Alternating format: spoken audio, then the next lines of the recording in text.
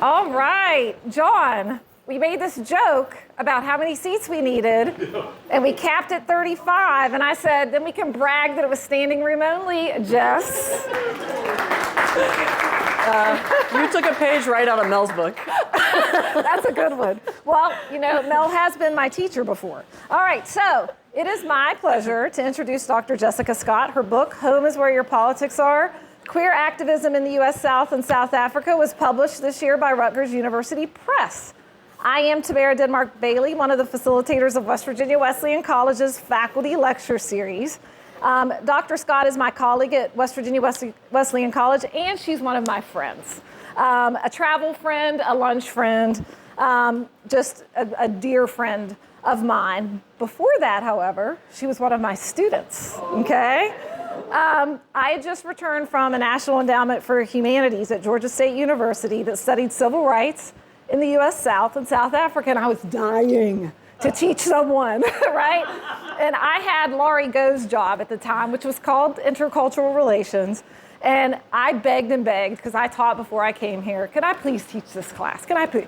And Trina Dobertstein gave me permission, and I was allowed to teach it. Only one person signed up. Her name was Jess Scott. And it was nice because we were able to navigate the course. The course was originally taught as a lit course, literature in the U.S. South, and this is coming from a history major, and then literature in South Africa. And it blew my mind. It blew my mind. And I thought, how could I teach this class in my wheelhouse, which is history, but also make it interesting, I guess, mainly to one person, which is times maybe 50 if you were here this evening, but we'll just leave that alone.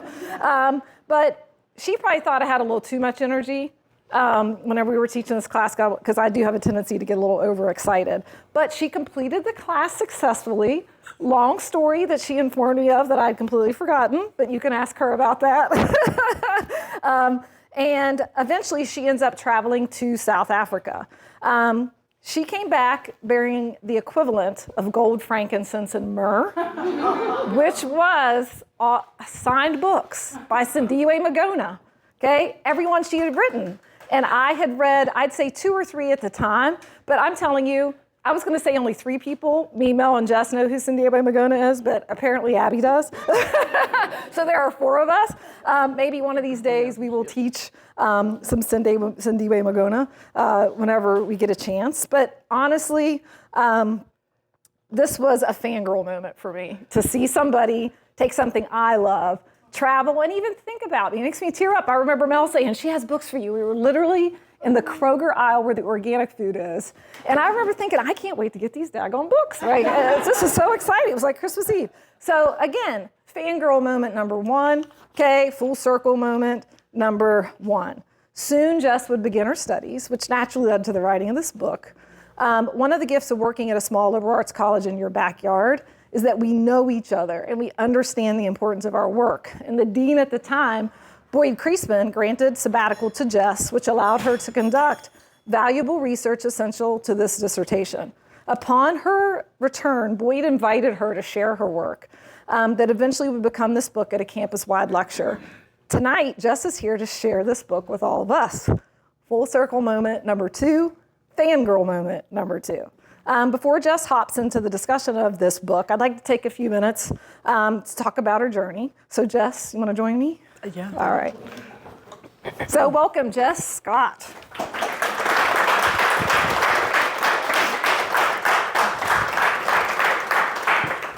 I almost brought a red pen, but I stuck with my copper one. Characteristic.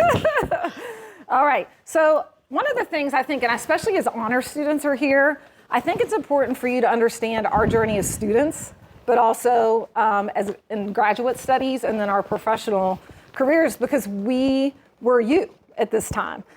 So tell us a little bit about where you're from and how you landed at Wesleyan.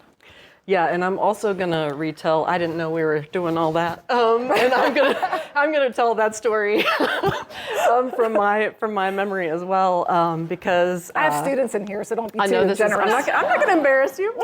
No, generous. What I was gonna say was, I won't tell that part of it.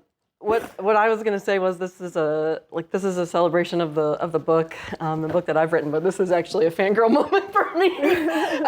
So I didn't know that you were going to say all that, but yeah, to be sitting here with Dr. Bailey talking about this work, I'm constantly in awe of her, and so. It's just an honor to be here and to be in conversation with you. So where I'm from Clarksburg. Not Bridgeport. Not Bridgeport. She was the first person to make that distinction for me. And I went to Liberty High School. I know that some of you in the room probably went to Liberty High School. It's closing this year. I went to Wesleyan, so that's where I met Dr. Bailey. And my memory of that class is that I had taken a course called Feminist Criticism, which the students enrolled in the course at the time seemed to think meant criticizing feminism. So I just want to say that coming to a place where we have a gender studies program, we've come a long way. The course was taught by the late and renowned Irene McKinney, who was once poet laureate of our state. And she talked about bell hooks in this class, and I didn't know anything about Black feminism or Black feminist thought. And it was a sort of cursory mention. It was a story about an event where bell hooks had been in a conference. There were a lot of white people there, and she was like, geez, this conference is racist. And the people in the room were like, why was she saying that at the conference? How embarrassing. And I thought, but why wouldn't you say that if that's the dynamic? So I wanted to know more about Black feminism, and I went to Dr. McKinney and said, to Irene McKinney and said, can you tell me more about this? Can you teach me a class about this? And she said, I don't really know that much about it. But she handed me like a bibliography and of all of these books to read and look at. And so I was like, oh, well, that's interesting. And I understood years later why she had done that, because she confessed later I hated teaching, she said. She said, I loved writing poetry, but I hated teaching. And so I was like, well, what am I going to do? So I went to Dr. Meadows, I'm also a student of hers, and I said, I need to learn more about this. I don't know anything about Black feminism, and I understood everything about what feminism that people were writing about in the class, but what's going on? What are the issues that Black feminists are talking about and thinking about? Those issues are called intersectionality. But I didn't know anything. And she said, oh, let's ask Tamara. And so she sent me to Tamara, and I said, I need to know about this. And Tamara did agree to teach the course, and now I know why. And I cannot imagine, what I brought to that experience, because, I was really interested in reading. I was really interested in hearing about it, but I just had no background or no kind of information about what we were talking about. But we read all of those books. I met Cindy Magona. I ended up driving her. She has done a language series for children in South Africa to preserve the Xhosa language, because a lot of indigenous languages around the world are at risk of dying out, just because of colonialism, but also, that if English or other colonial languages are the ones that are used for everything official, and those languages aren't taught in schools, it's just there's a dynamic there. And so Sindiwe Magana has done a whole series of children's books in isiXhosa. And so we met her, Melody Meadows and I met her at a book signing where she was. And we said to her, hey, we're working with these kids, and we were wondering, would you be willing to do something with? And she was like, yes, I will come and do a whole storytelling workshop. We just thought maybe she would read from her books. But she came with us. I drove her, and I'm the whole time was I don't know what to say to her. I don't know what to say to her. I don't know what to say. Because she's so famous, but also because her work through this course had been so pivotal to my just opening my eyes to the world in a way I wasn't used to. Seeing it, or from a place where I had never thought about it before. Her book of stories, the one that Tamara and I worked with, is called Living. What's the middle one? Living, Loving, and Lying Awake at Night. And it's a beautiful, beautiful, riveting collection of stories. And you should read it, whether you know anything about South Africa or not. But she came with us, and what she did in the room with those children was she didn't read her books to them. She had them tell stories in isiXhosa.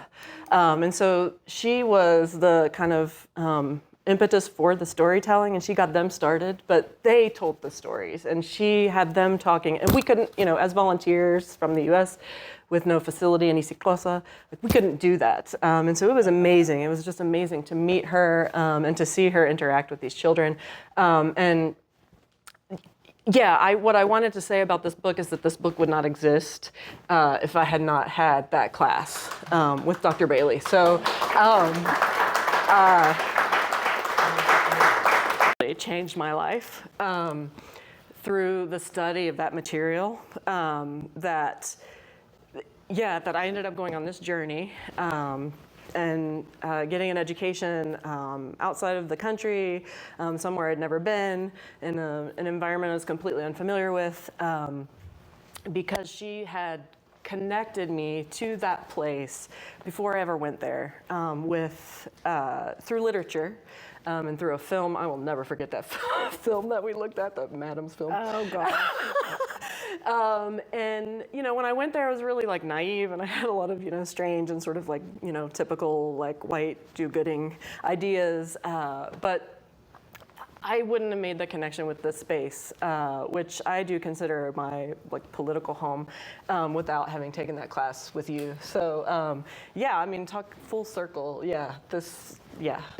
So the point, you're in the really book. why I wanted to share that story is because as students, your faculty it just takes one person to kind of pluck you out of your comfort zone and introduce something interesting. And what you do with that can be life altering. And did I think that I would be sitting here in 2024 and introducing Jess with this book? No, I was just teaching something cool, right? And I wanted somebody to like it with me. And that neat aspect of, I think what touched us being from Appalachia, and particularly from West Virginia, is Sindiwe Magona's story. She was a domestic worker who was deprived of education because of apartheid.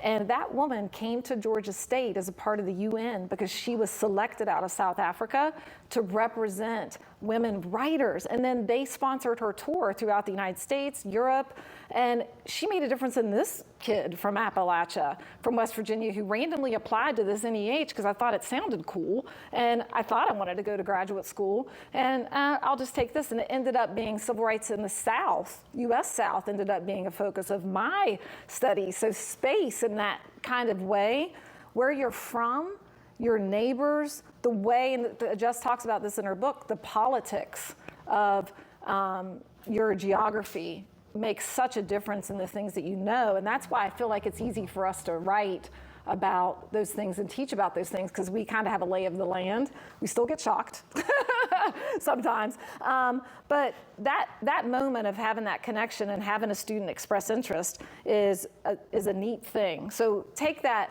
and when you heard her talk about her naivete whenever she was there, it's okay to not quite know where you are and where you belong. And you're gonna be okay. Have an open mind in those moments where you think that maybe you're there to make change. You couldn't be more wrong. You're there to be changed. And it's a fascinating and humbling moment whenever you realize that. Shameless plug for study abroad. If you're interested, let me know. Okay. So back to Jess. Tell us a little bit about your major at Wesleyan. My major at Wesleyan was music. I am a true believer in the general education program because I have a very interdisciplinary background. So I studied music as an undergrad. I did a master's degree in music performance with the focus on the pipe organ. I'm not sure if you're aware of this or not, but if you want to live in West Virginia and have full-time work, pipe organ is not where it's at. It's an excellent Sunday gig, but it's only housed. It's an instrument housed in one building, a church, and Sundays when they meet, and that's 1 hour a week. So I had to kind of think about where to go from then, and that's kind of how I ended up going to South Africa and changing directions into gender studies. But my background was initially in music, and that was that was the thing that paid for my degree. So yeah, that's definitely why I was committed to studying it for sure. So I'm sure similar people have the same story about what brought you here and the change. I will tell you, I was a interior design major for one semester because my roommate was an interior design major. I could not dress myself or anything else. I came in, thank goodness John had this all laid out. I don't know, I had no identity, okay? So in those moments of questioning who you are, what you major in your undergrad doesn't always play a role, or some of you precisely know what role your major will play. But that's how the world goes around. And that story, I think, plays, and it's still a part of your life, playing pipe organ very much. So what happened in between undergrad and graduate school that led you to this evolution of study? Well, I had to think, I guess, about what I was interested in, and I had contracted a minor in, I think what I called it at the time was women's studies at Wesleyan. We didn't have gender studies yet, and so yeah, I was looking for something in that area. Melody, who's my wife now and is here somewhere back there, was eligible for a sabbatical, and we were looking for, sort of where we want to go and what we would want to do. And so I actually found the program that I went to. It's called Gender and Transformation. I found it online. Part of what was happening for me was political, which is that, we had George W. Bush had been president for 8 years, all this rhetoric around war and, being at war. And so I was just like, I was feeling tired of the kind of like U.S. exceptionalism. I think that might have died on January 6, 2021. I'm not sure. But, like we've had a coup or an attempted coup, I guess, just like many of the other countries in the world have had coups. And we've said, that's not fair and free. And so like this narrative of like everything in the U.S. is better and we do it sort of like best, we do democracy best, we take it everywhere else. And also the kind of idea that we don't really, I think in a lot of US-based, even gender studies, women's studies programs, it's all focused on the US. And at that time, I think intersectionality wasn't like the primary driving thread of gender studies. And so I was really interested in thinking about the world from a place outside of the US. We're in a very different moment now. And so it's really hard for me to kind of access that anymore, but I was just feeling very tired of kind of like the political rhetoric. Well, we're all tired of it still, but feeling very tired of the political rhetoric of that time and wanting to be in another space. And I had the opportunity. I mean, I have to explain that or recognize that as a point of privilege, but I had the opportunity to go somewhere else, and so I did. And then where all have you traveled on the continent? Nowhere in North Africa, and only South Africa and Southern Africa, but Kenya and Tanzania, Ethiopia, Uganda, and East Africa, and Ghana. We were in Ghana together, actually. Ghana and Sierra Leone, in West Africa. So, like, not extensively, but. That's pretty extensive for most of us. In fact, whenever we went to Ghana, it was Dr. Martin, Jess, and I. And Jess was like, oh, I'll be in South Africa, so I'll just meet you in Accra. Which was a nightmare, by the way. South Africa is not on the way to Ghana. If you ever want to have lunch with us, you'll learn that the resident baddie in this room is this one. And we'll just have that as a private conversation. But I learned some things about what to do when you don't get what you want internationally from Jess, and she took care of business. We'll just leave it that way. So how did you come to Wesleyan, right, in a teaching position? I think at that time needed somebody to do gender studies. I think Ashley Lawson was doing, coordinating like what had become kind of a gender studies minor. And I'm really grateful to her that she named it gender studies and not women's studies, because it just allowed us to be more expansive and inclusive in our programming and thinking. But she was doing a doctorate, and so they needed somebody to coordinate that program. And so, yeah. And it evolved into coordinating it into a major. Yes. Right. Yeah. So that's one of the nice parts about university, is university evolves, because the more and more people have access to it, the more we can transfer ideas. So I learned through literature, and then I used it through history, and then she's evolved into a gender studies program.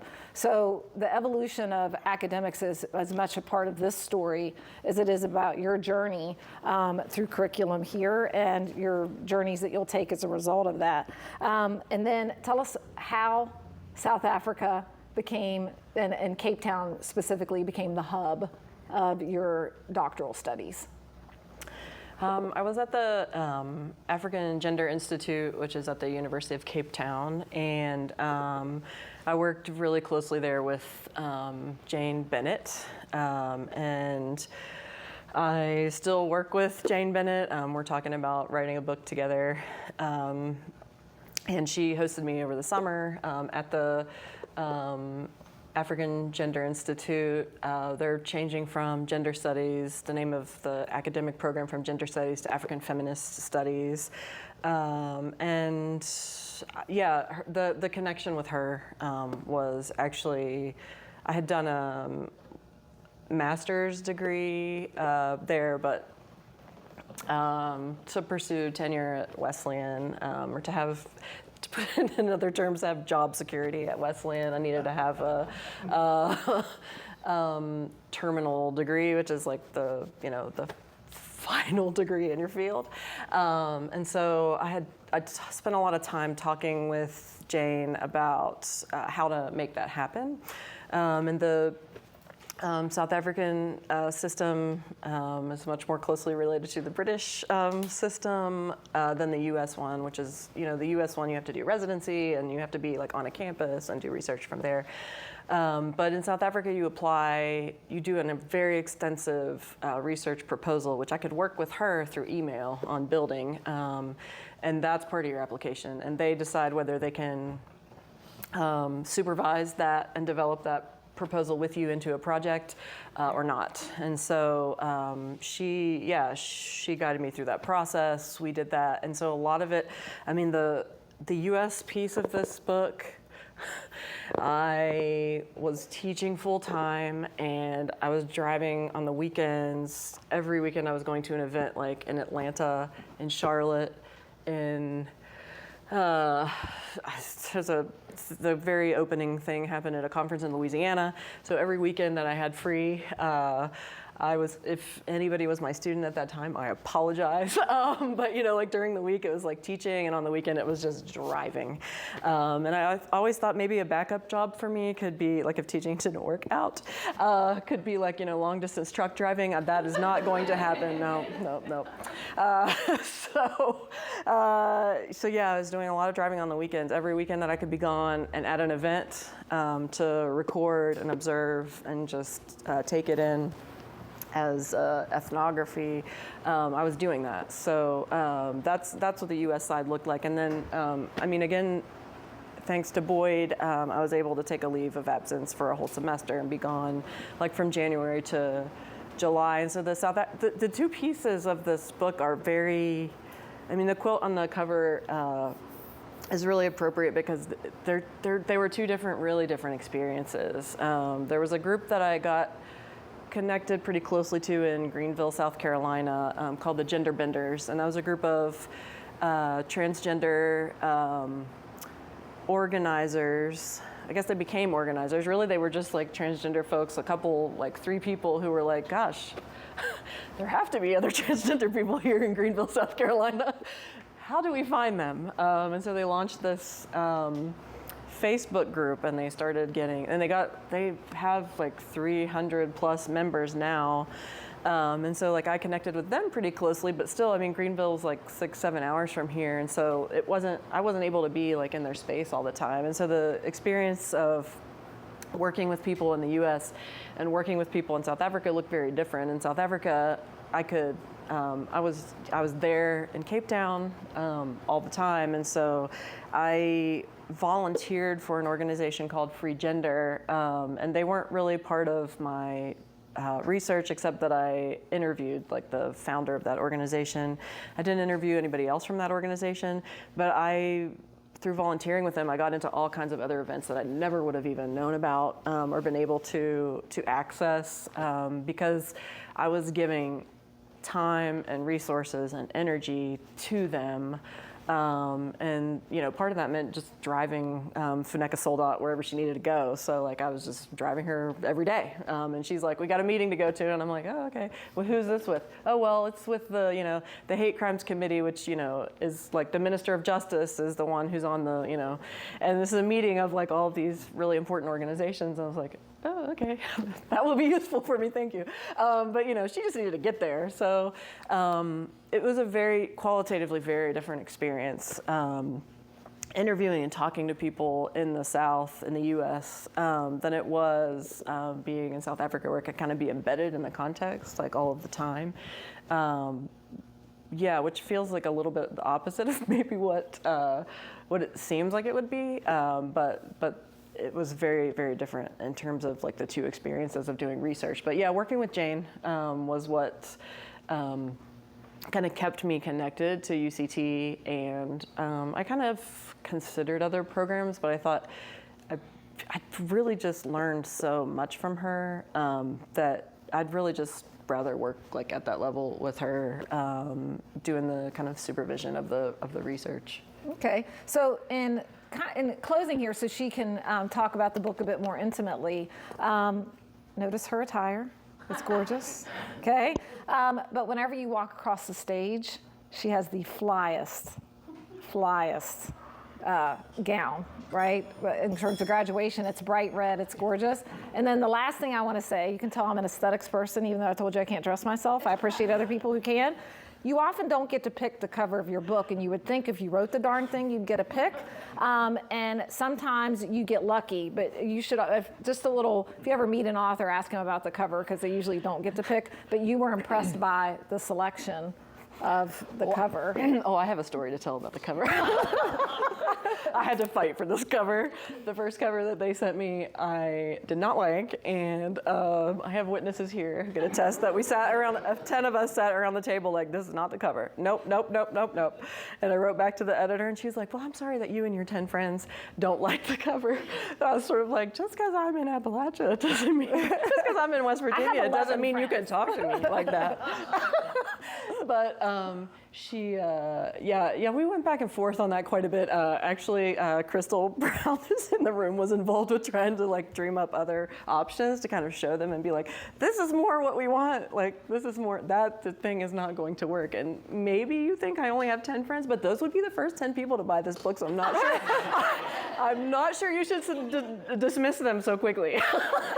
But this one I do love. I had asked them to do something with something quilted or something with a mosaic, because in a lot of neighborhoods that you might go to in South Africa, I think I noticed this first in Meadowlands, which is outside of Soweto, or inside of Soweto, but there's just gorgeous mosaic artwork just on people's like walls and patios. One of the places that Free Gender met while I was there, it's called Wetlands Park, and there's just these beautiful mosaics all over the park. And it's not the kind of place that you would expect to find like this beautiful artwork, and so I think that makes it even more precious. And so I had asked for mosaic themed or like quilt themed, and that's not what we got first, but you see we ended up with it. So, and I want to thank John too for the design he did for the social media and the posters. It was eye-catching and gorgeous and just popped so well with this book, and I thank you, John, for the graphic design. He's also a really good teacher because he's been teaching me for a couple years with some tricks of the trade. I probably have too many questions, but he does. But thank you, and I'll leave you to your craft. Okay, thank you. All right, well, yeah. But I did want to talk about a couple of parts with you. And yeah, thank you so much to John and Abigail for hosting this, because they've been so supportive. When I came to John and I had this self-published children's book about my pet pigs and said, will you sell this in your store? He was like, yeah, we'd love to sell this in our store. I have found that it is difficult to market a self-published children's book.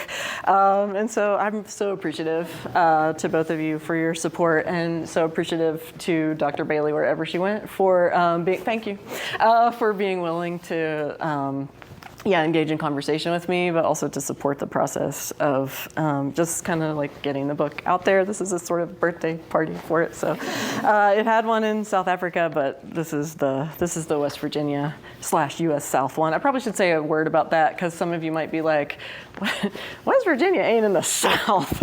And so we're not, in terms of if you think about our origins and being a product of the Civil War and having split from the Confederacy and all the kind of complications around that, shaping how we kind of exist now, but we are, in terms of, if you look at human rights, LGBTQ especially, legislation. We look more like the South than, yeah. I was showing some students the other day how now the trajectory is it starts in Florida and then it just goes up. We just look politically so much more like the South, especially now that we have this super Republican supermajority in the legislature. We haven't always had that. And in fact, in the place, when I kind of first talked about this book, that was my whole pitch, was sort of we haven't always looked like this. We used to be Democrats. You used to have to be a Democrat to be elected here. Well, we look much more like the rest of the South now, in terms of our legislative makeup and the kind of things that are going to affect queer and trans people, the legal things. And so that's why, and if you look at any of the regional LGBTQ organizations, Campaign for Southern Equality, or Southerners on Free Ground, Southerners on New Ground, they group us. They don't spend much time here or pay much attention to us, but they do include us in the South. And so I have played a bit with the kind of boundaries around Appalachia in the South, and I have really worked more at the overlap of those two places in a way that a lot of people who aren't from here wouldn't notice, but y'all might call me out on. So in fact, that's what I said in South Africa. I was like, you might not realize it here, but if I said that the West Virginia's in the South at home, people might be like, huh? And so yeah, that's my explanation of it. But this opening thing is a kind of and I wanted to talk about one more choice that I made in the book. So there are no pronouns in this book. And so if you refer, and that comes from another fight with the editor, if you, that was a reviewer, sorry. If you hear me use pronouns in a place that's not a quote, call me out, because it's pretty difficult to edit for that. Just because of how we tend to, not only gender everything, but use pronouns to refer to people. And so I started using they for everyone in the book, regardless of pronouns. And I know that there are people who are very attached to their binary gender pronouns, cis and trans. And so the point wasn't to misgender people, but there are people in this book who have transitioned since I interviewed them. And so for me, I was thinking well, why sort of privilege or make people be stuck in a place where they didn't stay by using those binary pronouns just because some other people really like those binary pronouns.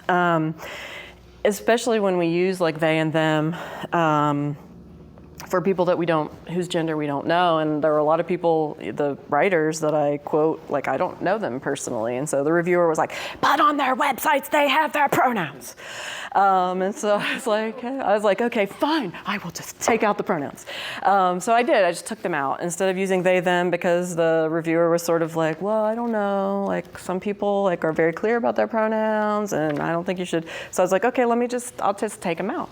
So I took them out. Makes the writing like a little bit awkward in some places, but not too much. It just says the person's name over and over again. And so if you hear pronouns, you can be like, hey, flag that.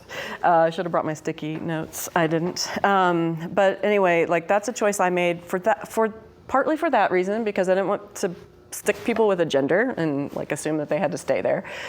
But the second reason is that in Isiklosa, which I don't use well enough to be able to write in, there are not gendered pronouns. There are some gendered terms that people would refer to each other with, but there are not. So if you take a phrase like the verb cook, to cook, ukapeka, and you said like he cooks, she cooked, they cook.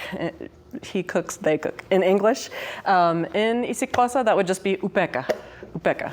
You know, and a lot of Isiklosa speakers, they don't really distinguish too much between he and she. In fact, they mix it up a lot. And so to me, like just to use those binary pronouns and to refer to people in gendered ways really like reinforces also the colonial dynamics around English being a kind of dominant language. And so I couldn't do what creative things I might have been able to do if I actually had facility in Isiklosa, but I could definitely decide to take out the pronouns in acknowledgement that, like, you know, those just don't exist in that way in that language. So anyway, the first thing that I wanted to share with you is a joke that I heard while in Louisiana about West Virginia. So I opened the book with this, and this kind of introduces the concept as well of the map. So if any of you who've ever looked for you're like, oh my God, what's the law in this state about, you know, birth certificates or driver's licenses or what bathroom you can go in and what documentation you have to show, or you know, can I get married there or whatever it is. If you've ever looked at any of those maps, and you could Google later if you haven't seen them, just if you Google like gay rights in the world or LGBT rights, whatever, there's an organization called ILGA that has a lot of the global ones, but there's this idea that like you can kind of map policy onto space, and that you could be able to infer from the color coding of these maps whether a place is sort of friendly, gay friendly, or whether you might die at the extreme, or live a very sad closeted life, kind of like at the best. And I think we've actually moved beyond that in terms of like folks who live here. But that's the narrative that gets attached to those maps. And so like I was working a lot with, I didn't really write a lot about maps, but I was working a lot in this book with the idea that there are discourses, language that get attached to those maps, and that we kind of carry around as a way to kind of code or interpret the world around us. And so, the first paragraph is about marriage, and I'm not interested in that. The second paragraph, however, says, when I attended the Bold Not Broken Louisiana Queer Conference at the University of Louisiana in Baton Rouge in 2015, on a weekend I wasn't teaching, a keynote speaker and veteran activist in queer politics in North Carolina, actually one of the people who has transitioned since I wrote the book and interviewed them, recounted the story of the campaign against Amendment 1 in North Carolina. That was their marriage ban. For those of you who are young, there were these individual kind of state marriage bans saying that, you know, you couldn't get married in this state, even though the federal government didn't recognize it, so it was just a duplication. But, you know, those lawmakers were like, we really want to make sure. And so all the states in the South, up to that point, except North Carolina and West Virginia, had them. The activist also did a keynote speaker and veteran activist in queer politics in North Carolina recounted a story of the campaign against Amendment 1. The activist also did something else. They said, we had don't have they in the book, just so. We had a marriage amendment happen in North Kakalaki. I'm not gonna deny it happened in 2012, way later than everybody else's in the South, except West Virginia, because they never had to vote on one. Woo, West Virginia, progressive as hell. I like that joke. And so as a West Virginian, don't like that joke because they sort of suggest that like the only reason that we didn't have a ban is because we just like never had to vote on one. But actually, we did have a state organization that worked very hard. We did have that ban was proposed every year. In fairness, West Virginia, our state organization confronted that ban every year, and defeated it. It was never put on the ballot, but yeah, it's because of their work, which gets erased in that story, that we never had a ban. And the fight in North Carolina was actually very, very ugly. Some of you remember the bathroom bill was very similar to that.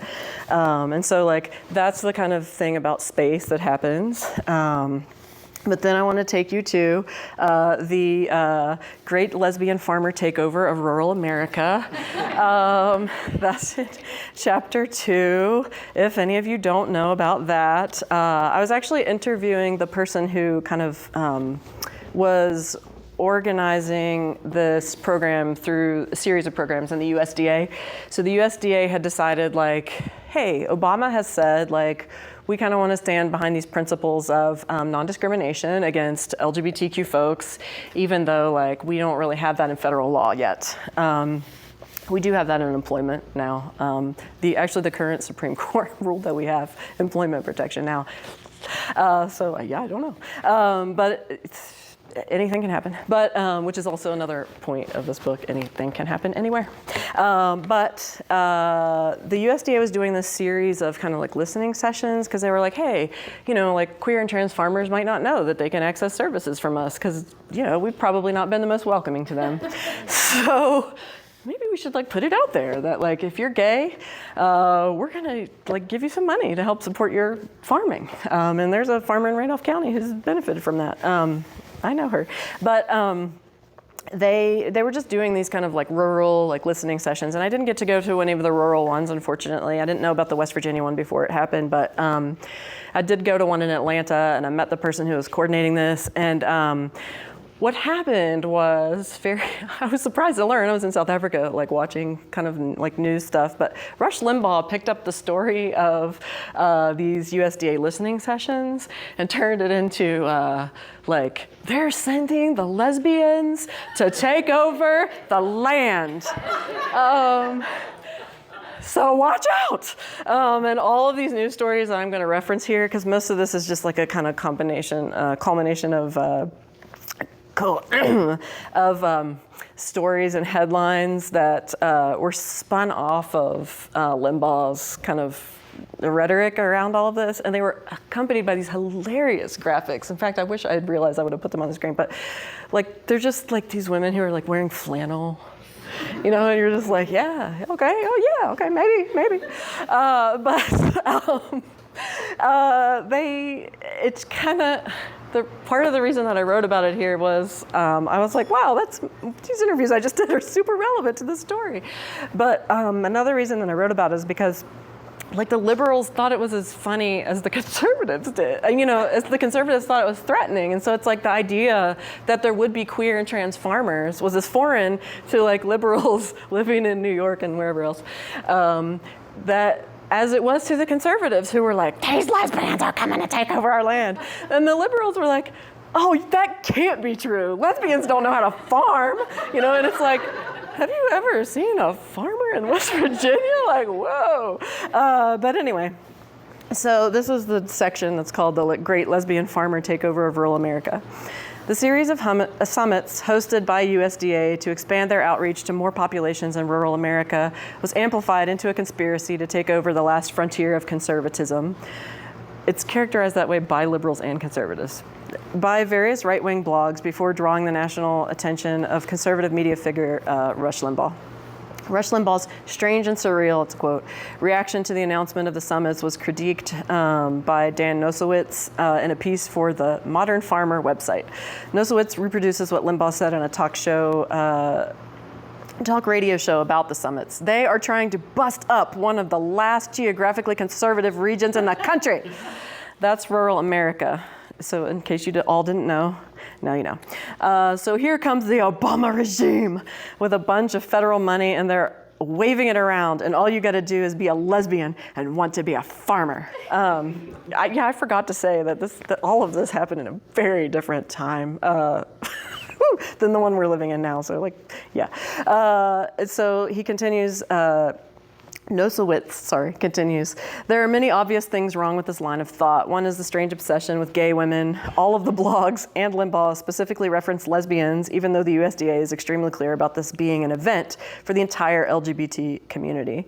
Another example of the strange and surreal accounts of the USDA summits is the following, authored by Elizabeth Harrington of the Washington Free Beacon. The all-day summit, which will teach lesbian and transgender hillbillies. You guys didn't even know how to get subsidies from the government, like rural housing loans and community facility grants. Excluding this loaded sentence, Harrington otherwise presented a neutral summary of the aims and events of the summit using the USDA's own language. While there are links to other right-wing news publications and blogs embedded in this story, they mostly contain similar summary language punctuated by a few suggestions of the ridiculousness of the USDA's project. This article is so devoid of the type of editorial commentary Limbaugh invoked, I struggled to conclude whether the writer's primary goal was to inform readers that the summits were happening because they otherwise might not know, given how unlikely they are to follow LGBT-related news, or to suggest that the ideas in the language used by the USDA should seem so ridiculous to Harrington's readership that they require no commentary beyond lesbian and transgender hillbillies getting government subsidies. As pointed out by Nosowitz, there's a strange contradiction between the rugged individualist image of rural dwellers and the reality of farming in the 21st century America. Agriculture in this country is heavily subsidized, meaning that the government already has a significant stake in ensuring and subsidizing large-scale farms in rural America. Limbaugh's story about this event relies upon assumptions not exclusive to Limbaugh's conservative audience about who farmers are, what they do, how they think, including presumably how they vote, what they do or do not do in bed, and how farmers relate to the rest of the country. The USDA attempted to answer the question of who is a farmer differently than Limbaugh did, acknowledging that queer people live in every community and are likely a part of every profession. The USDA attempted to reach out to the LGBTIQ-identified farmers they assumed already lived and worked in rural America. To inform this alternative definition of farmer, the USDA was relying on census data to operate from the starting point that queer and trans people already live in rural America, and the fact that USDA has programs already in existence that could benefit queer and trans rural dwellers if they were not already alienated from government services by decades of discrimination. Limbaugh was mobilizing a discourse antagonistic to queer bodies in rural spaces. This discourse about where queer and trans people do live, should live, are welcome, and are not welcome is deeply embedded in a spatial politics of sexuality that shapes queer and trans people's relationships to the land. Limbaugh's narrative of spatial politics is much more closely aligned to the metronormative narrative of queerness than proponents of metronormativity are likely to ever admit. I'm going to skip to this next paragraph. The picture of the lesbian farmer overlords, quote, seizing control of rural America, satirically painted by Nosowitz, traveled much further as a joke than it did as a conservative conspiracy theory. Some commentators had enormous fun, really did, writing elaborate satires about the lesbians who would be donning their flannel and moving to rural America in their U-Hauls and pulled by Subarus. I added that just now, in order to infiltrate the last conservative landscape remaining in America. In addition to coverage in mainstream media outlets like NBC and Huffington Post, queer-centric media sites like Pink News and climate-focused media sites like Grist, Limbaugh's outrage inspired a shirt, a sold-out hat, formerly available on raygun.com, and a self-published satirical novel available on Amazon. I didn't read the novel, but it looks epic. The novel features lesbians who arrive with laser-shooting dairy cows to infiltrate formerly conservative farmland. The idea of queer farmers coming back to the land and calling it home was a bizarre idea to commentators from every political angle. The story only works as a joke if the idea of lesbian farmers is as absurd to liberal commentators as it is threatening to conservative ones. And I've talked about that, so I'm not going to read the rest of that paragraph. But this chapter that is about the sort of background to the spaces is really linked to land. I pulled that one out because I thought that it was an entertaining one before looking at some of the more serious excerpts. But the land in the U.S. and the land in South Africa have been shaped by very similar racial policies of racial segregation that deprived Black and Indigenous people of Black and other Indigenous people of land. And so like most of this chapter is really about like forced removal from land. And I mean, that happened to also, it's really interesting to write about land when you're thinking about Appalachia, where we think about most Appalachians as being, West Virginians especially, as being like white, because the complications of like having displaced somebody else from their land and then also being displaced from your land. It's like this generational displacement, sometimes in the name of conservation, to make state parks or whatever. It's really, really complicated to think about whiteness in relation to how that dispossession happens. And I wrote about queerness in relation to the land. I wanted to write about that because there was a very strong discourse in South Africa when I was there about getting the land back, because the minority white population in South Africa owns a majority of the land. And so Black South Africans are really adamantly pushing to get land back, and asking the government how they'll do that. And there was no political party in South Africa that had any legitimacy, I would say, in 2016. I'm checking with Lexi, like, that's right? That had any like legitimacy without addressing the question of land. And for some of them it was sort of like, we're not doing that. And for some of them it was like, well, we'll redistribute it, but like it's gonna be complicated and take a long time. And others were like, we'll just do it now. And so like, but you had to address that conversation. Like there's not a political party in the US that has to address that conversation. We have the land back movement, but it's not in our mainstream politics in the way it was there. And so the lesbian organization that I was working with, they were like, well, where do we fit into that?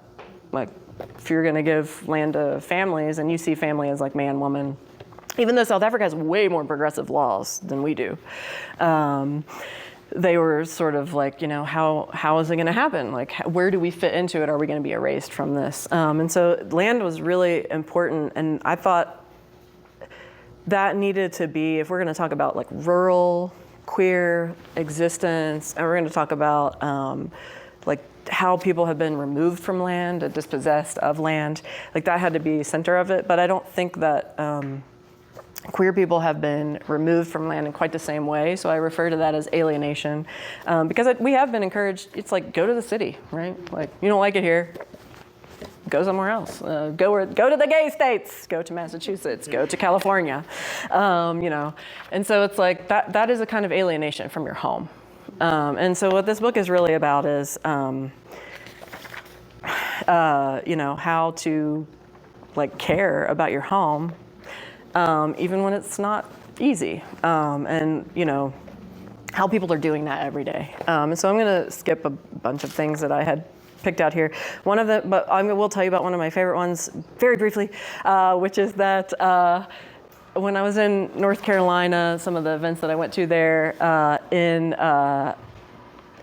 Mitchell County, which is close to Asheville, some of the organizing that they were doing, which is around Amendment 1, again, the marriage thing. And marriage isn't actually a thing that I really cared about, but it was really important at the time because it was in 2015, it was inevitable here. Same-sex marriage was the federal court decision against it, or federal policy against it, DOMA, had been reversed by the Supreme Court. It was just a matter of time.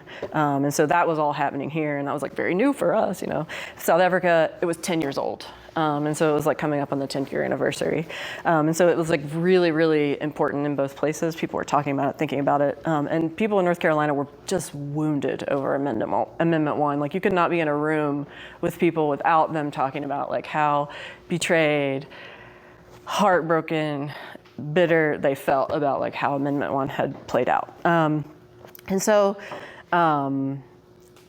they, in Mitchell County, they had started these little meetings, and it was like a very rural place, and it was like these sort of two groups, like one little group of gays and one little group of like homophobes. They were sort of like back and forth, and they had a meeting in the library, and outside the library, the homophobes had these signs, and they were going, and someone said, "This ain't Asheville." You know, you don't like it here, go to Asheville. It's not very far away, and they like you there. And so somebody said to them, like, what does that mean? What does that mean, this ain't Asheville? And they were like, Asheville is the gathering of the gays.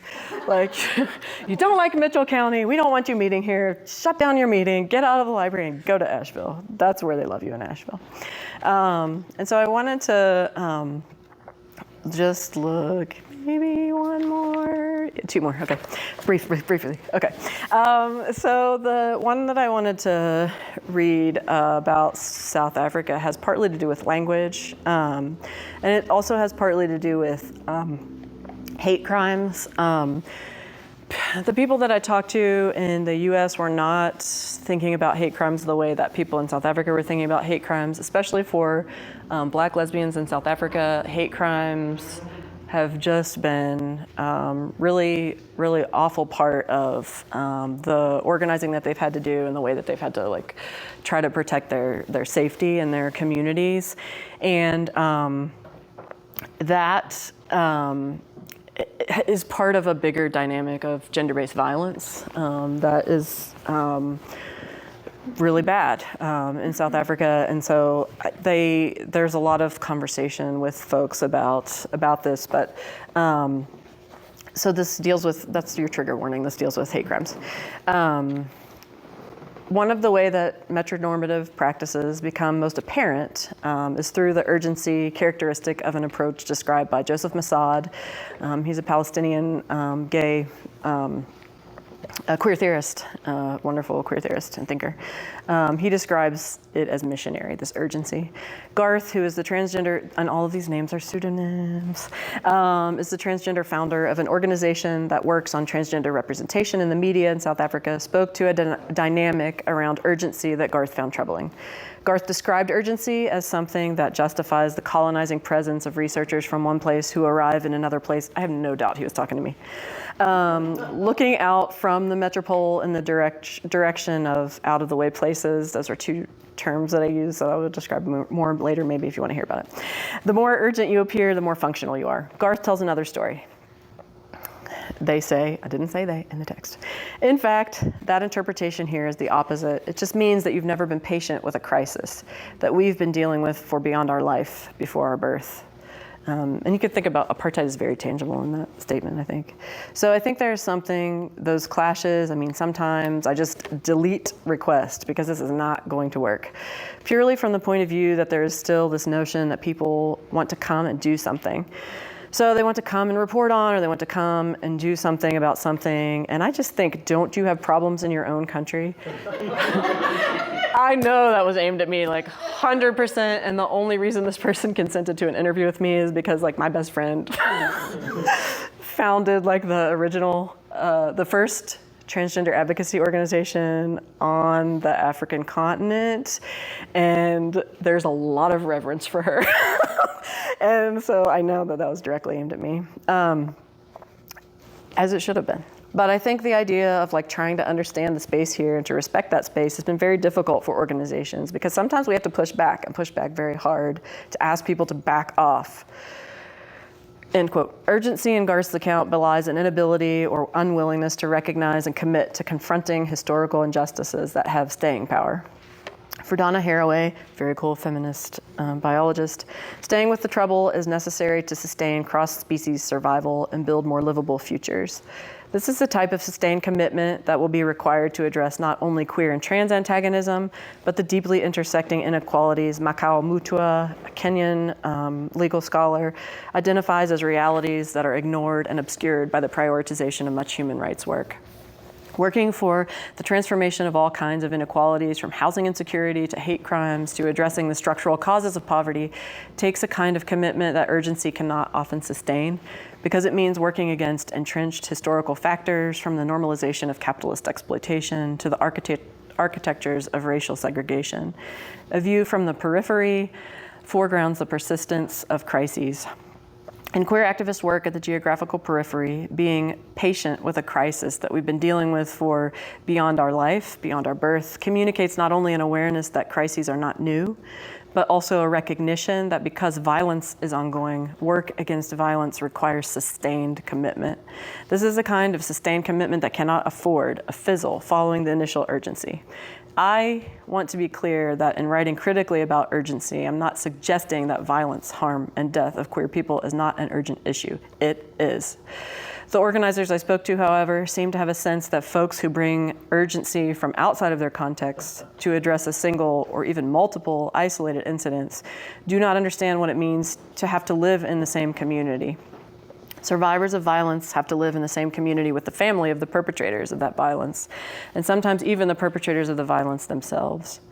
Addressing violence can take the shape of addressing the aftermath of violence against a person. Garth's organization tells stories of individuals who have been subjected to violence.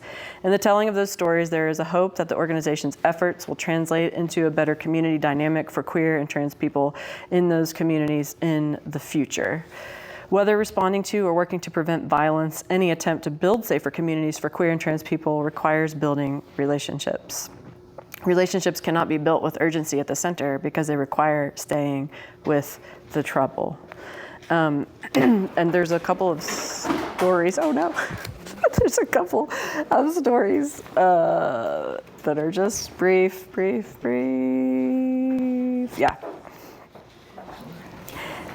One of the people that I talked to, one of the people that I talked to who worked for an organization that was really like a regional kind of funder type of organization, responding to a lot of different countries on the continent, told this story about like a really effective way that that they actually were able to come in and kind of translate or talk with the local community.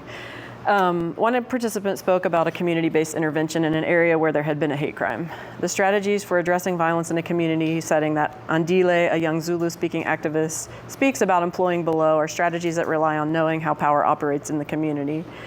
Andile also had to engage authority figures and community members in a way that emphasized their roles as community members in order to have conversation that resulted in reincorporating a traumatized member of the community back into the fabric of that same community.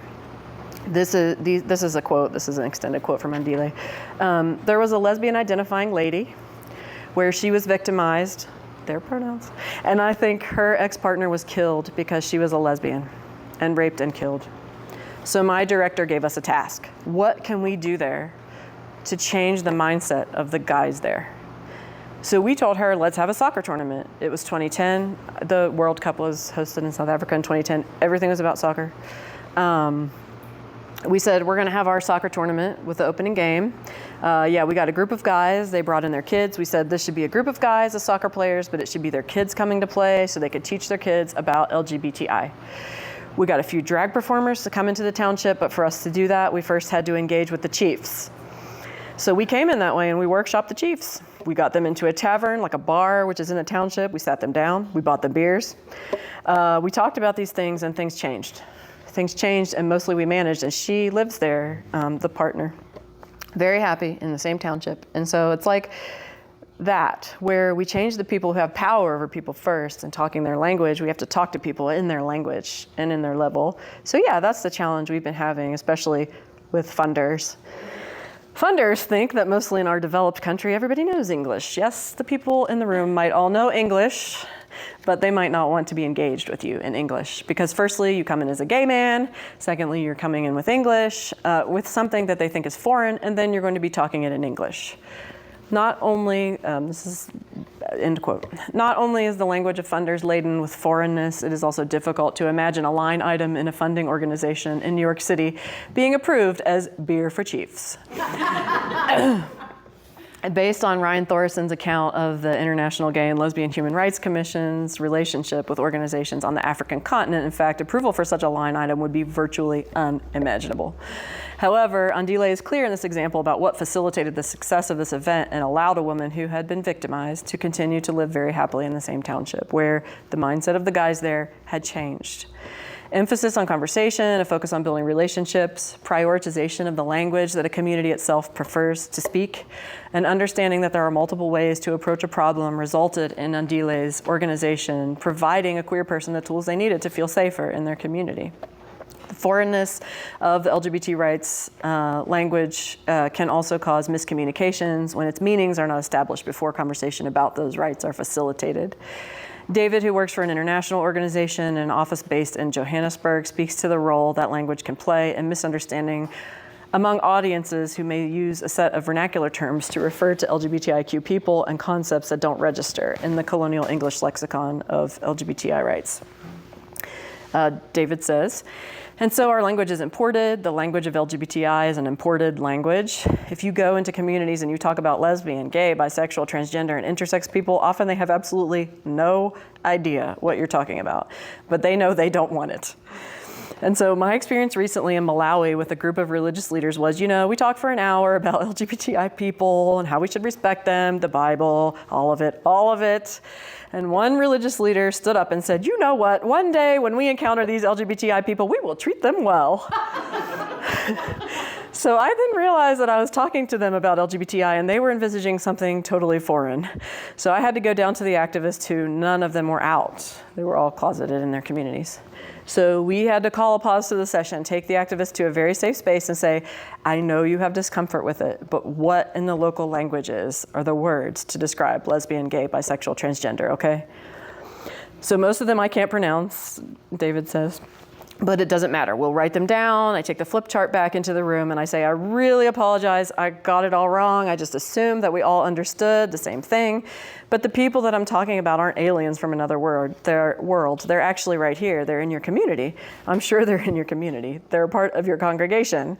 And often we refer to them as, and I just go through the whole list. And you can see the lights coming on because they said, oh, that is what you were talking about. Why didn't you say that to begin with? I said, because those words are so negative. They're so loaded. And the religious leaders agreed. It's true. These are very negative words. There are very few of them that are neutral in our language, and then the connection was made. So I'm trying to figure out. I want to answer your questions. So I had one more because the end of the last chapter I tried to write about 2 organizing events that I was involved in West Virginia. So one here in Buchanan and one in Elkins. In Elkins. It's like community-wide mobilization over several months, spearheaded actually by a student who's now a grad, but she was a freshman when she did that.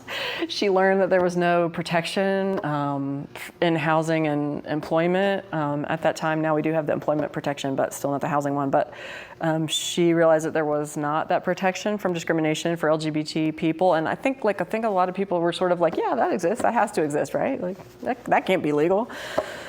And so she just was like, well, I'm just going to go to the city council and, propose it. And that should be easy. And there was one council member who was just adamantly opposed. And so for months and months and months, we mobilized the community support. And I mean, the beautiful thing for me about that was that we had pledges from 70, 80 businesses. I didn't even know there were 80 businesses in Elkins, but we had pledges from 70, 80 businesses in Elkins saying we think this is a good idea. We don't want to discriminate. Why would we want to do that? And so that was the more important part to me. We did get a resolution passed, and it was very dramatic in the city council meeting, and I talk about that a little bit in the book. But in Buchanan, they kind of try to do it quietly. And it didn't go so well. It was very ugly. And there were not really a lot of queer people at the public hearing. I was there, but, and there might have been like one or two others, but it was pretty nasty. And like a lot of people spoke on our behalf and stuff, but there just wasn't the presence that like, we're here, like, you know, why do you want to discriminate against us? And so I tell those two stories, but then I also ask this question about, you know, what does it mean to think that we're so white in Appalachia and in West Virginia? And how can we like do better at coalition work and at making sure that we're not just confronting like LGBTQ issues, like we're not just like going to the library to protest when they don't want to have the book with two princes who fall in love in it, because that actually happened here. Actually, I think that's connected to why this bookstore exists. I've heard that story, but you know, we don't want to just be those aren't our only issues that we should care about. And like whiteness, the last chapter is called "When Whiteness Gets in the Way," and we want to be able to think about like how whiteness is working and how do we undermine the kind of consolidation of whiteness in any of these organizing activities that we do. So that last chapter is supposed to be like a reflective one and thinking about, I use some of the work of Crystal Good. It's actually just blog posts that she wrote. She wrote about her transgender daughter. When her transgender daughter came out, she did move to New York City because she describes an experience of feeling like super unwelcome here. And it wasn't about being transgender. It was about being Black and transgender.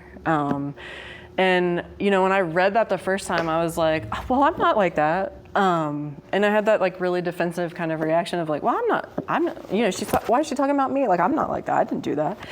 But it does, like, it matters what we advocate for and how we do it. And so I tried to be vulnerable in that chapter by saying like, you know, I was caught off guard also by her saying that because like I would want anybody to feel welcome here. But the bigger question is like, how do we do the work where everybody feels welcome? And I don't think it can only be about like non-discrimination resolutions and policies, but I do think that there are things that the activists in the book describe doing that can like lead the way for that. So I just want to ask you, do you have any questions? What are your questions? Yeah.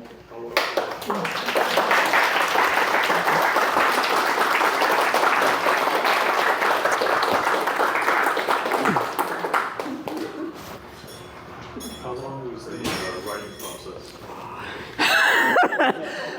A couple weeks at the beach. Yeah.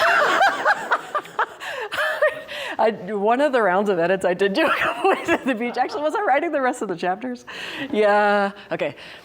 So it was a dissertation first. I mean, the dissertation looks nothing like what the book looks like, but I did write it like from the same data as a dissertation first, and that took me. Mel, do you remember how long it took me? Like a couple of years, to do that piece of it. And then the book, it took a long time, not only though because of the writing, but because.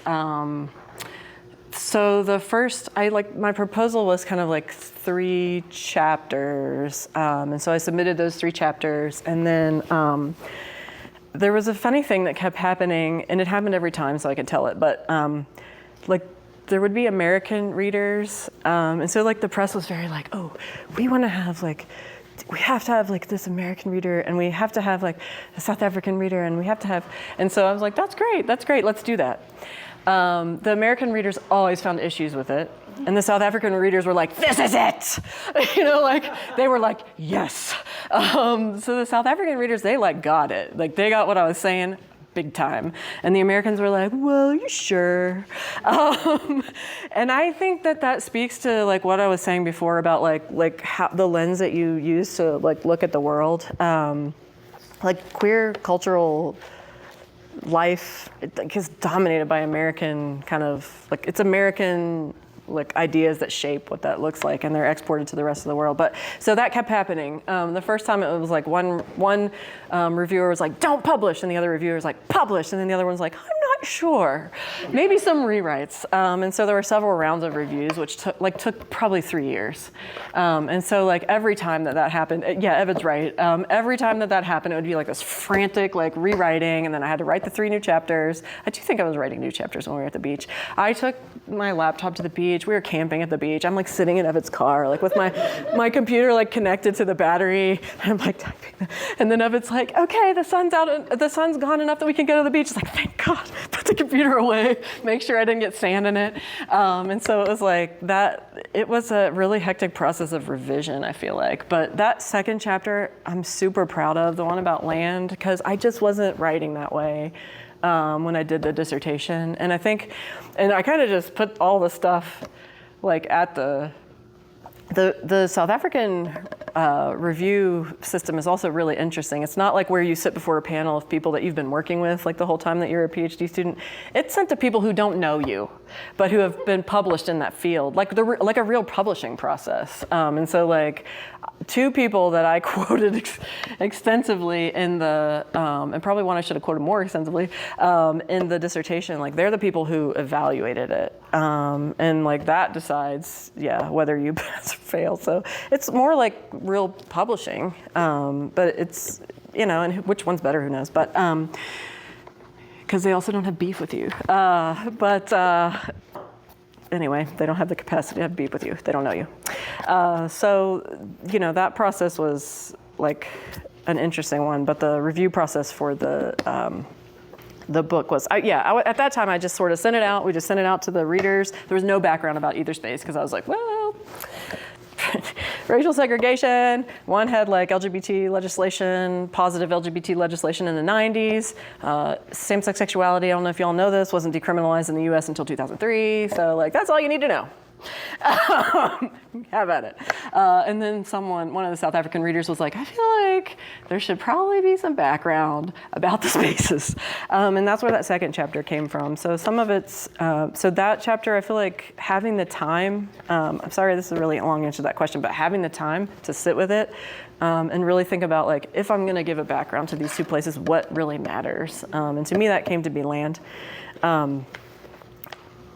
So yeah, it was a long process, I would say. It was a long process. I don't remember what year it was I gave that talk on campus, that first faculty lecture. 2016. But that's where, yep, maybe, yeah. But that's where I came up with the title as well. And I really, actually, I'm not good at titles, but I really, really love this title. And the American reviewer kept saying, I think you should change the title. And the South African reviewer was like, this title's right on. So like, so I kept the title, but because I really loved it. That would be a hill I would have died on.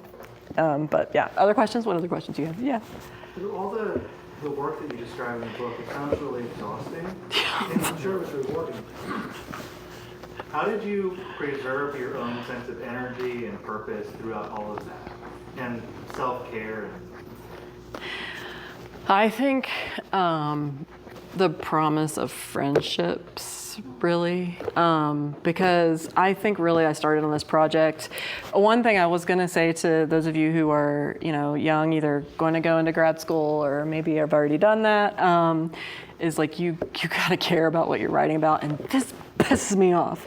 So like I was mad about this. This is a question I was mad about, and that's what kept me going, like writing about it. But I really was like, oh my gosh, I can make some friends doing this. Like, I mean, like I have some friends, but also like, you know, the first several years that I was teaching here, I was mostly students who were the closest friends to me because I just kind of felt politically like isolated. And so I was like, oh my gosh, I'll get to meet people and make friends. And so that did happen in the US to a limited capacity. And Robert, there were some days I would be like, I can't drive. I cannot drive to Atlanta one more time.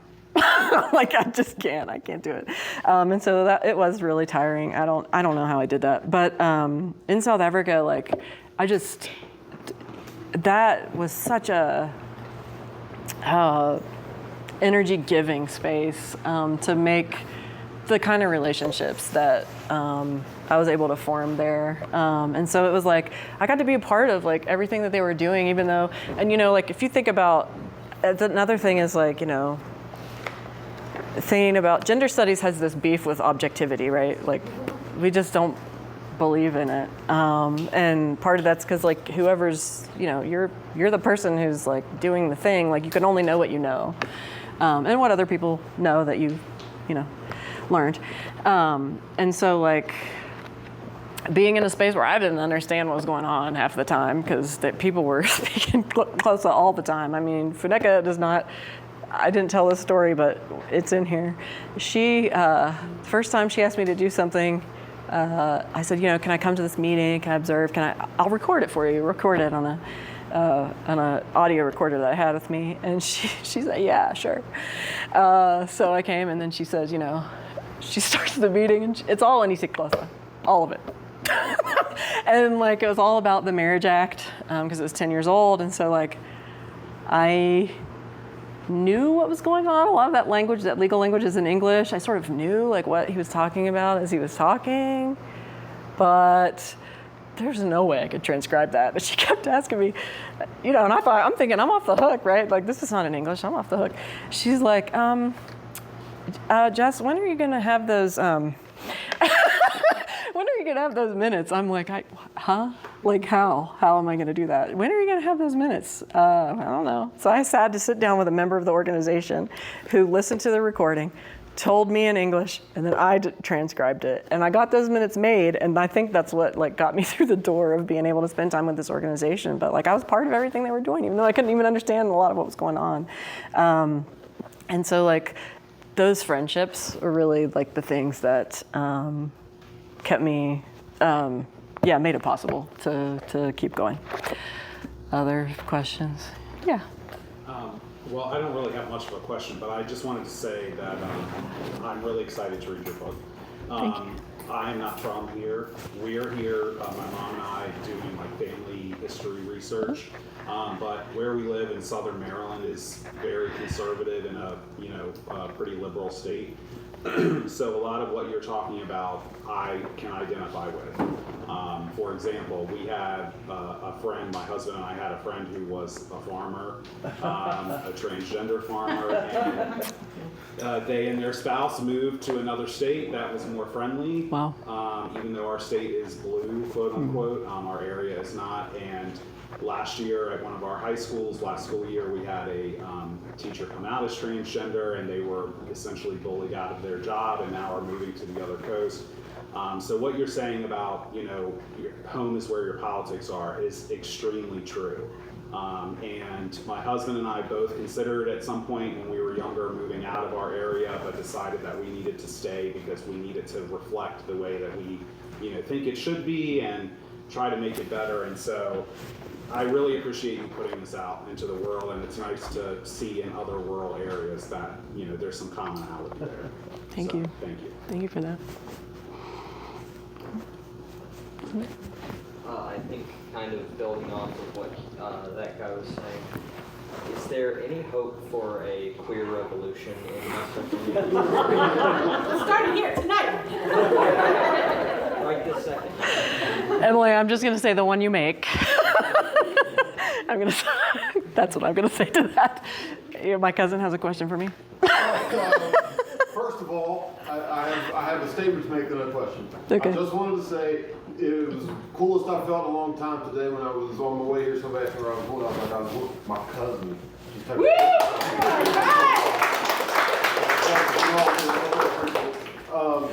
about the north-south. We're too far south to be north, too far north to be south.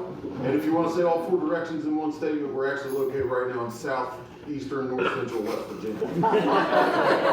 It's all, you know, relative. But anyways, the question I have for you is the title. Was there like a light bulb moment when you're like, home is where your politics are? That's the one. Like, how did you come to the title?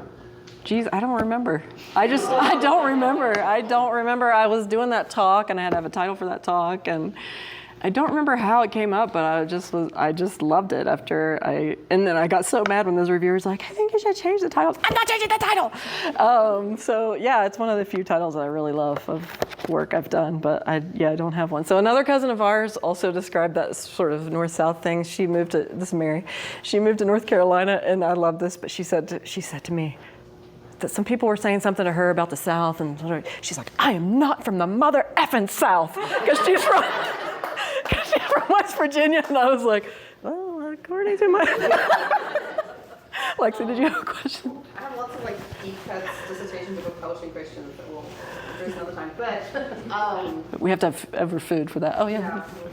So I was thinking about the ways in which, and this is like, coincidentally, this has like come up multiple times this week in my life of, like most Americans, I think, just because of the media, right? Like you think of Africa, this enormous continent, and you think like, oh, it's all like starving children with kwashiorkor in like mud huts, right? And like this kind of image of Africa and the way it's portrayed. And then I feel like a similar thing, right? Of like the rest of the country use West Virginia as this like forgotten place. It's so rural. It's like hillbillies and whatever. So I was kind of wondering, like you said, what were some of the maybe well-intentioned misconceptions you had? And like, what do you remember the first time you arrived in South Africa? Like some of those things that started to change how you thought about the land and the place and the people. Dang. I thought that question was going somewhere else, and I was prepared to answer the other place I thought it was going. No, it's okay. I'm trying to think. So I definitely was like, oh, this is so embarrassing. I don't know if I can say this out loud. Mandela is really, like, and in fact, in 2016, like, young people were having a moment around Mandela. And they were like, is he really our hero? He sold us out to capitalism. Because we could have, we were at the point where we were sort of trying to, should we go in a more socialist direction, or should we do what the West, the IMF wants us, and everybody, the UN, everybody else wants us to do, and open the markets. And they decided to do the latter. And so like, I think like there's a lot of frustration. I mean, in 2016 when I was there, they had the Roads Must Fall, which was aimed at the statue, but then Fees Must Fall, which shut down universities across the campus because students were protesting the increase in fees.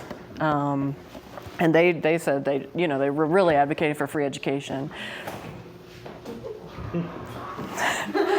But they shut down every university in the country because that movement was so powerful, and so like they were really having a moment there with Mandela and reckoning with like his legacy, and like he was in an impossible situation. But I think I had sort of like this there was it's like all these other colonial struggles were like this is so embarrassing. Where I'm being very vulnerable here, people. These colonial struggles were so like violent, and they wanted all the white people gone, like Zimbabwe, right? But like South Africa is like really like rainbow nation, everybody's welcome there, and so like this.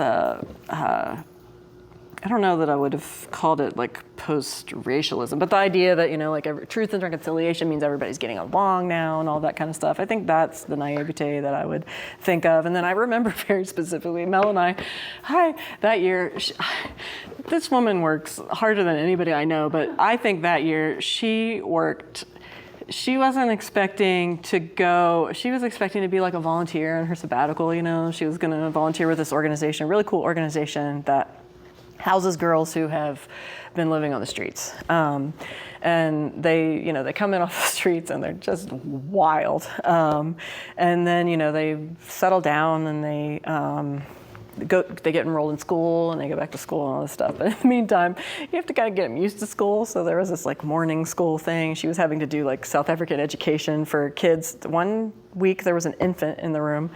And like 1 week there was like a 26-year-old who'd never learned how to read. And so I remember thinking very, very clearly sort of like, I definitely had this one. They'll be so grateful, like we're there to help them, right? And they'll be so grateful because we're there to help them. And those girls were like, you. They tried to stab us. They tried to, like hit us. They tried, like what, you name it. Like they were trying to do it. And,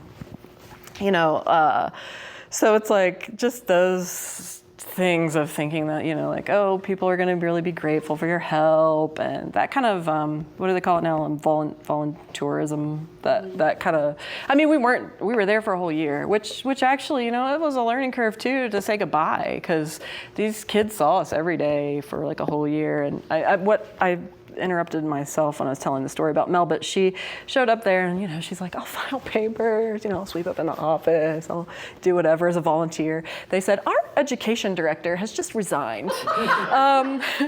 Would you like to be our interim education director?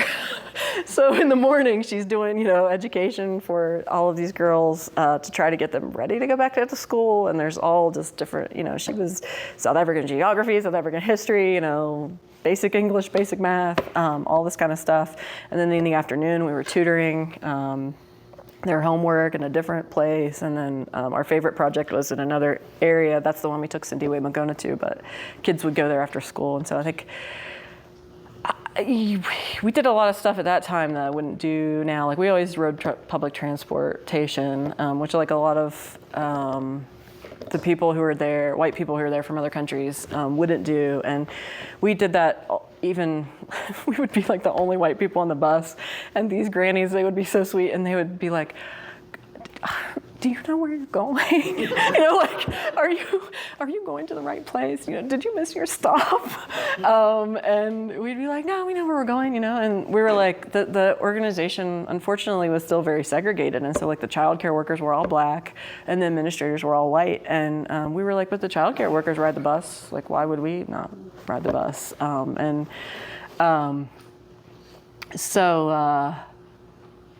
Yeah, I think just really trying to connect with people is the thing that like busted the naivete for us, but also being kind of like, oh, we're trying to help these girls and they still don't like us, but it's okay.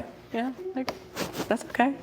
That helps you get over some fragility, I think, too. And we got to do some really cool things with them. And it was hard to say goodbye, but also it was really like a wake-up call around, kind of going and being somewhere for a short time and people like getting used to your presence there, and then you're gone again, like what that must be like for folks, which is also the story of a lot of researchers, which is why some of my friends in South Africa, they love this book.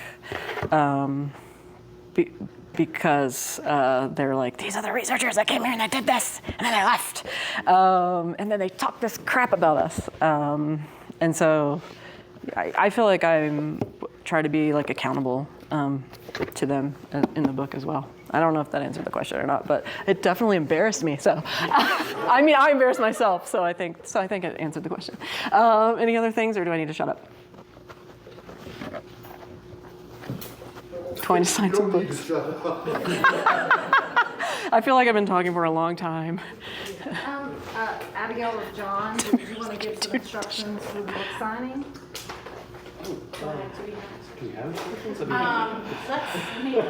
I meant more buy now, sign later, sign first, buy then. Sign and then buy? Sign and then buy? Yeah. And then thank you to the whole Benjamin crew for hosting us. I'm going